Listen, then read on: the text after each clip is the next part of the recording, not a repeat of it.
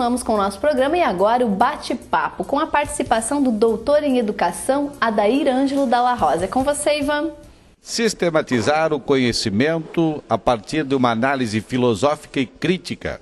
Este foi o objetivo de uma palestra apresentada no Centro Universitário Diocesano do Sudoeste do Paraná, aqui em Palmas, para alunos do curso de Pedagogia e também do curso de Letras, pelo professor Adair Ângelo Dalla Rosa, nos conceitos de educação, sociedade e Estado. Professor, seja bem-vindo ao nosso programa Consciência. Muito bem, muito obrigado. Dentro desta perspectiva de uma análise crítica desses conceitos, educação, sociedade e o próprio conceito de Estado, como pode se condensar diante de uma realidade vigente? Bem, como síntese da fala de hoje, né, a sociedade precisa ser a sociedade onde as condições sejam minimamente dignas para todos. E o Estado, como uma instituição que coordena essa sociedade, precisa estar voltado para a garantia dessas condições.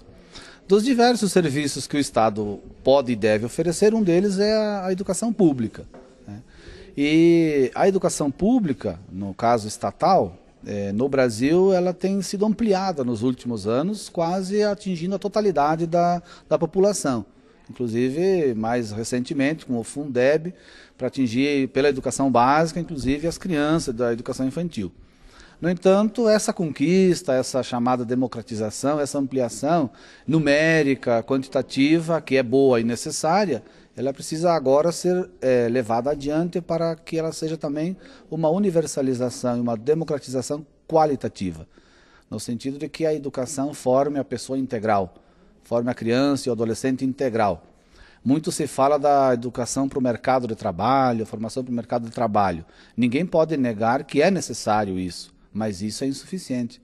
É preciso uma formação que vá além das necessidades imediatas da sobrevivência do mercado, que forme o homem integral, uma educação clássica, ampla, total do ser humano.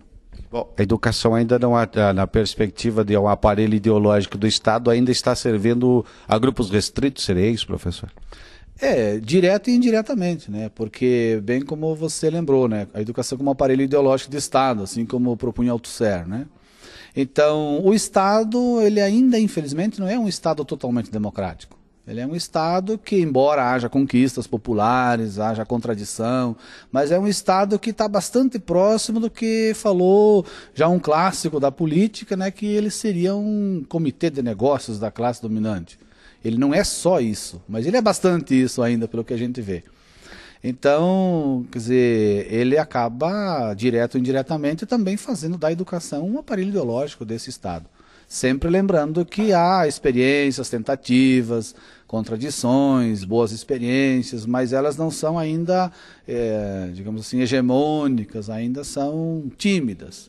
Prevalece ainda a desigualdade, há no Brasil a dualidade da educação, ela pode chegar a todos numericamente, mas não é a mesma.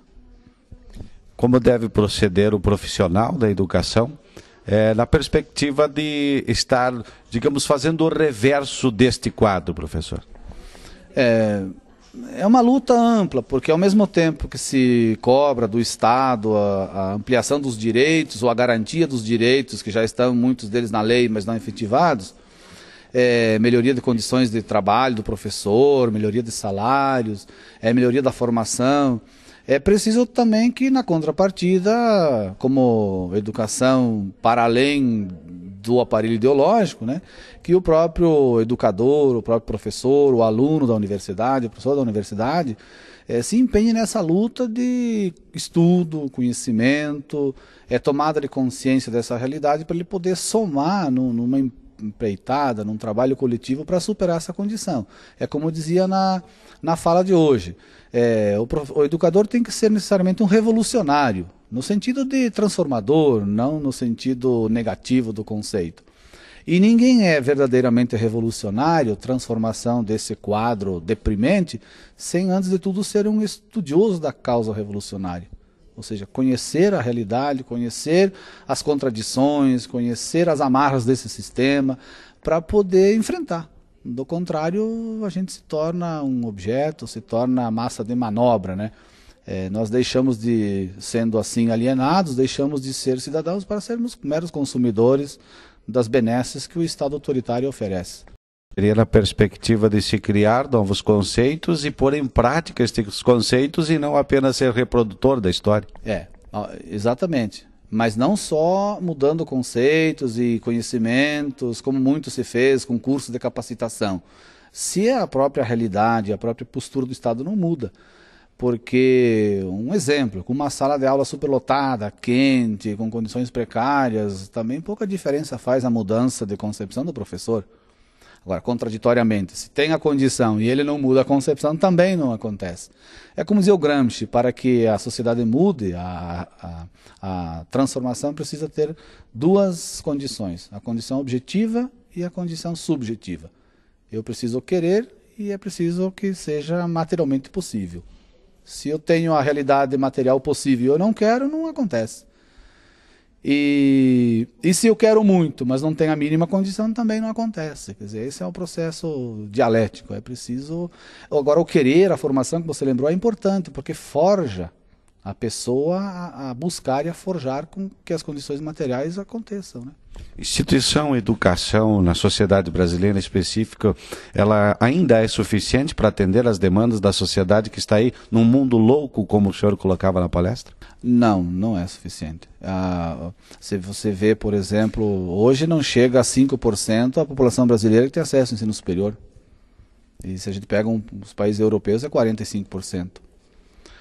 Então, contraditoriamente, as entidades corporativas e profissionais promovem uma seleção para diminuir a oferta de cursos, criar uma espécie de OAB que classifica pouca gente para trabalhar. Isso é uma contradição. Na verdade, o problema não é que tem muita gente com curso superior, é que há muitos pobres.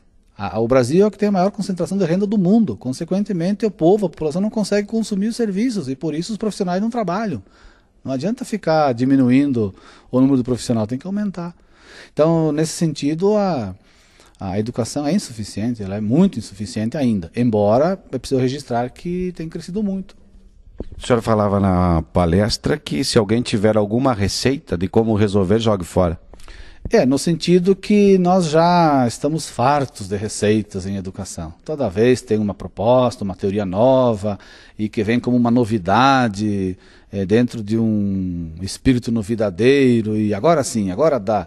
Na verdade, as coisas não são tão simples. A mudança é uma mudança que precisa acontecer estruturalmente. Por exemplo, eu dizia isso porque uma professora me dava um exemplo de um aluno que tinha dificuldade de aprender o que devia fazer. Como é que eu vou dar a receita para ela? Eu não estou na sala de aula dela, não conheço o aluno dela, não conheço a escola, não conheço a realidade. Eu posso inventar uma resposta, ela vai lá e aplica.